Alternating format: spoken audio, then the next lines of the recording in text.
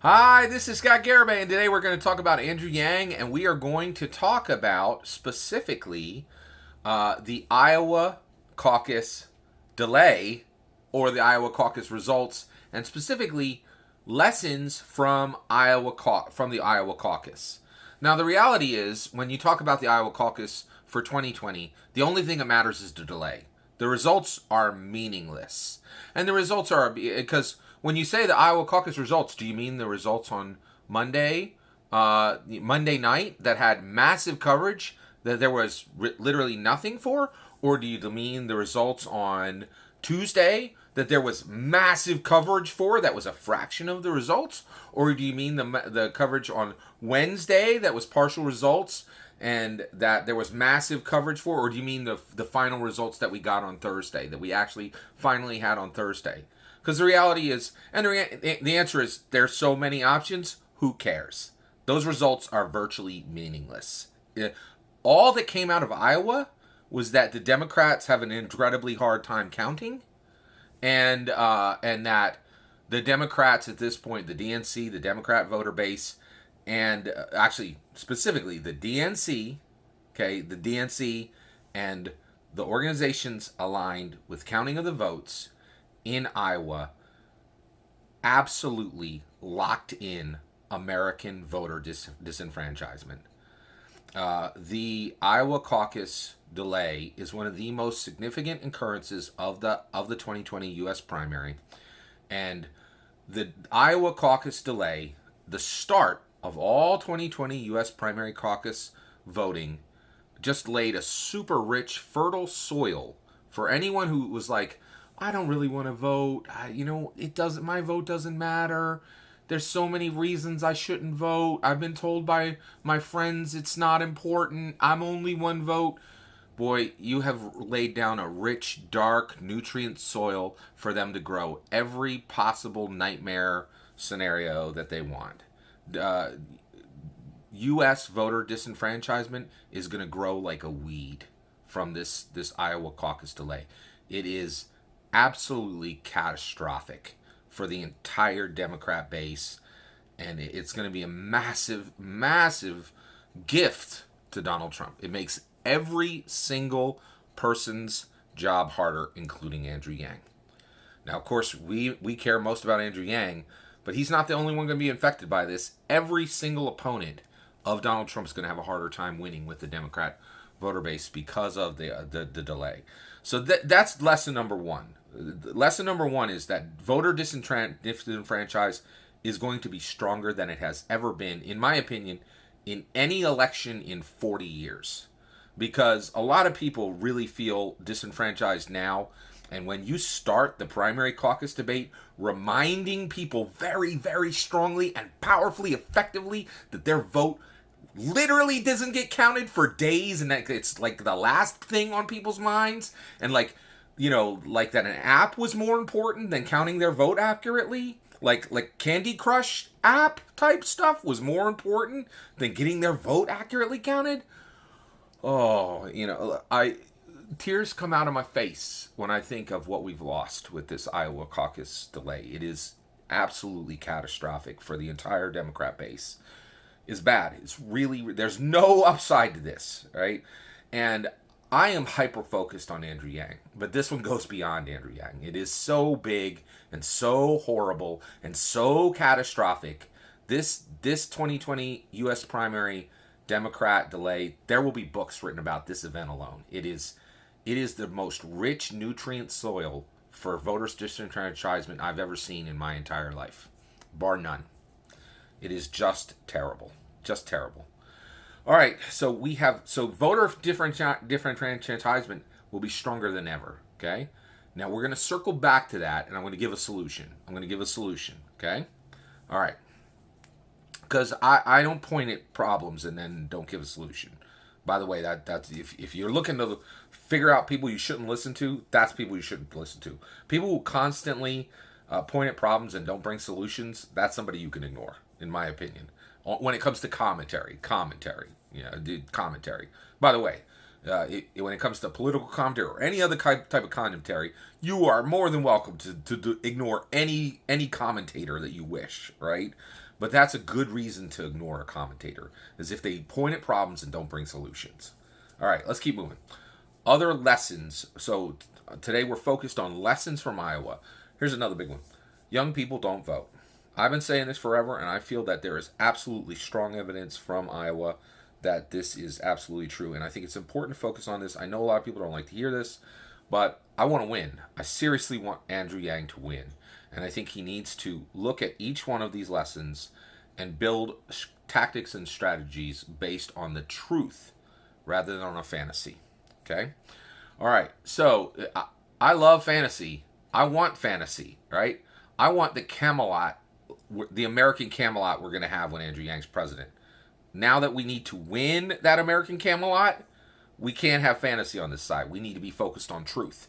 Okay? We can build a better fantasy world, on the other side. And truly, I believe there's going to be some real magic in an Andrew Yang presidency. We will see things that have never occurred under any traditional politician, because he's just smarter and more noble than anybody we've ever had in the office.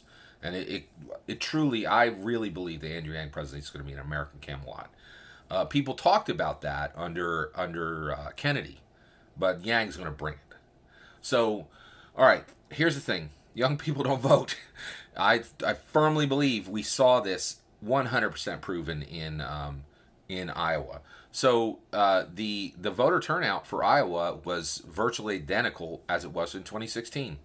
So it was 171,000 votes, total votes in 171,000 total votes in 2016, 176,000 total votes in 2020, and the breakdown is pretty much the same. There is not a massive new number of young voters. There wasn't a dip in older voters and a large spike in younger voters, right? There's 5,000 new voters total. Okay? So basically, young people aren't showing up in droves.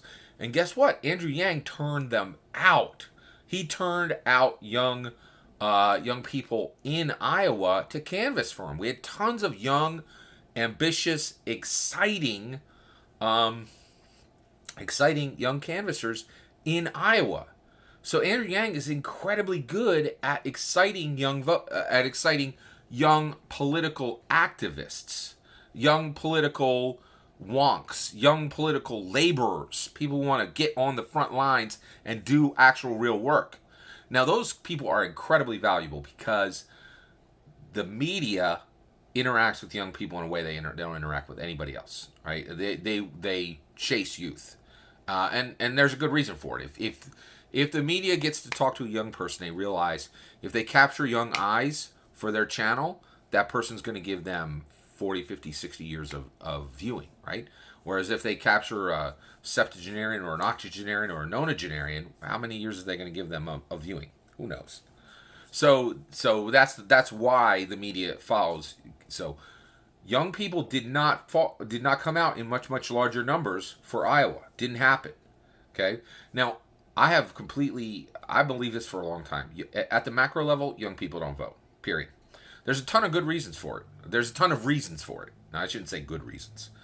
And this generation has more reasons to not vote than ever.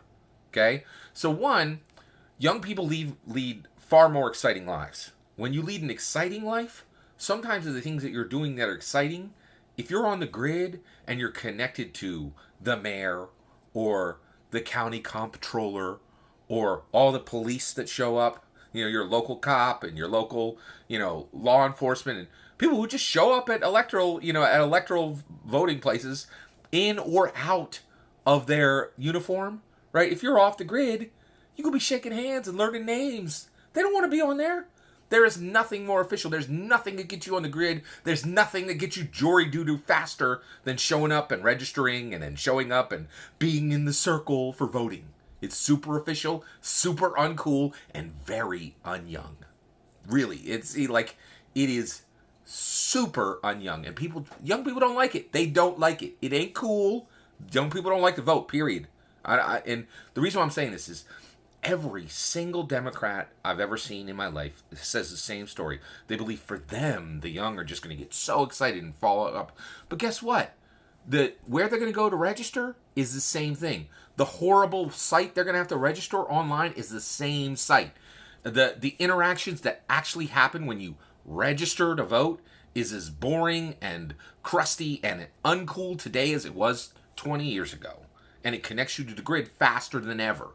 Right? And it's going to connect you to jury duty faster than ever.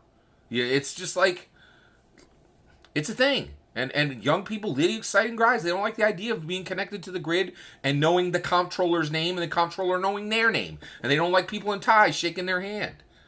Young people don't vote. And Andrew Yang needs to realize he should not be spending a ton of time trying to bring up this wellspring of young voters that never materializes for the Democrats ever. And they always think it's going to, and it never does. So let's not spin our wheels on it. That's my take. Next lesson. New voters won't save us. 5,000. So first of all, the turnout for the caucus is terrible in Iowa, right? And it's terrible pretty much nationwide. Okay?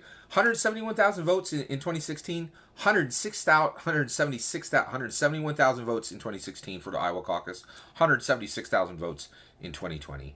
Marginal new amount of voters. It's not a large amount, okay? And so basically, new voters won't save us. That's a very important lesson, okay? So, young don't vote at the macro level.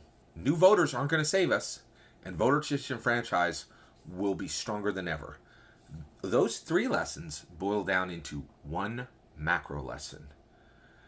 Andrew Yang will win this election in one way, and the Democrats will win through Andrew Yang in one way. The only path to victory for the Democrats in 2020 lies in stealing votes from Donald Trump, not from rallying the Democrat base. The Democrat base has already been rallied. It's been rallied by Donald Trump. Donald Trump is the most terrifying thing that's ever happened to the Democrat base. If there are Democrats who were not incented to vote based on what Donald Trump has already done, there is nothing one Democrat's going to say to another Democrat that's going to get them out to vote. So not one breath should be spent trying to rally the Democrat base. Any Democrats who don't want to vote, keep them where they are. We need to steal votes from Donald Trump. Not through any type of non-toward illegal activity. We need to steal them one at a time through yanging people, through saying Andrew Yang is a better candidate than Donald Trump, and here is why. And convincing them to not vote for Donald Trump and vote for Andrew Yang. It is a 2-point swing, and it is the golden and the only path to victory. If we try to rally the base exactly the way Hillary did in 2016, not go on Howard Stern, not go on Joe Rogan, and pretend that we can do this with Democrat votes, and that we can win without convincing Donald Trump voters that Andrew Yang is a better path, then we lose, period. That is the true lesson from Iowa. At the macro level, young people don't vote. New voters won't save us. Voter disenfranchisement will be stronger than ever. The only path to victory is to steal, intellectually, the vote from Donald Trump and convince his voters to vote for Andrew Yang. It is the absolutely only path to victory. It's the only path to victory. And it's every reason why no one should vote for Biden. Biden, you don't even need to talk about him. He's done. He got like a few delegates in Iowa. In Iowa, that's one thing that was generally helpful from Iowa is that Biden got absolutely stomp crushed. He's finished. He has been given every single benefit the DNC could possibly give him, and every single benefit the traditional media could possibly give him, and he turned up nothing. His only benefit was electability, and he can't even deliver that, right? So I think Biden's off the board, okay? Bernie Sanders is a gift to Trump. If Bernie Sanders comes out of the national convention, that's like giving a red plastic ball to a puppy. Donald Trump will bat Bernie around by his socialism tag and utterly destroy him in the general. Like, Bernie is not a single threat to Trump in any way. Elizabeth Warren, her political profile is so similar to Hillary Clinton that people are going to be like, well, I already tried to vote for Hillary Clinton in 2016. That didn't work. Is Elizabeth Warren's policies that far off from Hillary Clinton's? No, they're incredibly the same. They're virtually identical. Her policy base is virtually identical to Hillary Clinton. So I feel like Elizabeth Warren, and the other thing is, and then all of, like, Biden would have a chance. I think Biden would have a chance of getting some Trump voters, but Biden doesn't have a chance of beating Sanders, in my opinion, at this point.